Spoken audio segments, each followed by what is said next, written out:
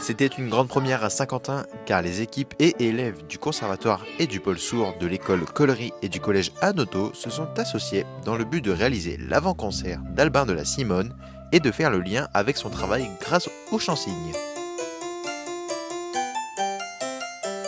Le chansigne est une forme d'expression artistique qui consiste à exprimer les paroles d'une chanson traduite en langue des signes.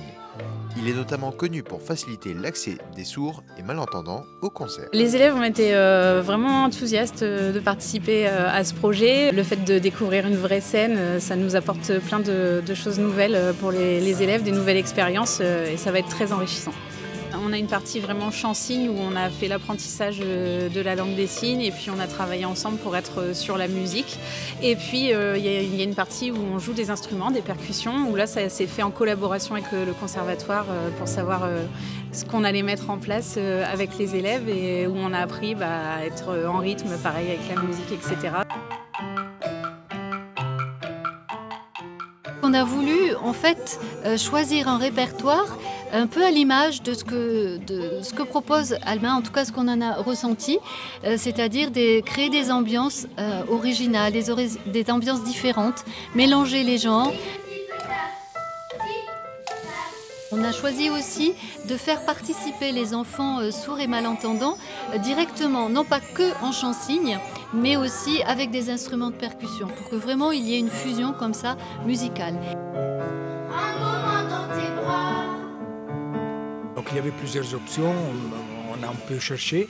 Et donc pour ce qui concerne le chant, on a décidé de chanter une chanson d'Albin de la Simone, bien évidemment, puisqu'on est ses hôtes un tout petit peu en avant-concert.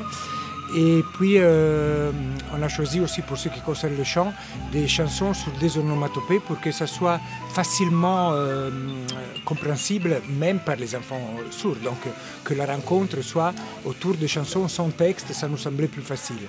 Et à la fin, on a repris aussi une chanson qui avait déjà été créée par des enfants sourds et d'autres élèves aussi de l'école Bachy, donc ça nous a beaucoup plu. C'est une petite chanson sur la différence, sur l'écoute de la différence, sur la valorisation de la différence. Et donc on a pris cette chanson aussi. Et pour le reste, le programme a été concocté aussi avec les élèves du conservatoire. Ce qui était intéressant aussi, c'était justement ce rencontre entre les deux mondes, le monde des enfants sourds et le monde des enfants qui font de la musique au conservatoire.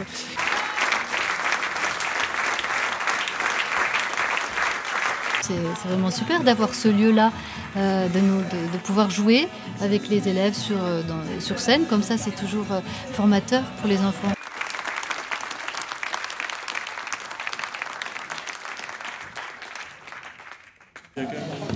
Beaucoup de surprises, surtout le niveau de ces jeunes gens, de très bons musiciens, bons chanteurs. Donc gros travail, ouais, grosse surprise. C'était vraiment un moment parfait, pure poésie. C'était très intéressant, c'était varié parce qu'on avait des élèves de différents niveaux. Puis il y avait beaucoup d'émotions. Plus le fait qu'une partie soit signée, c'est assez inhabituel. C'était une belle première partie de spectacle.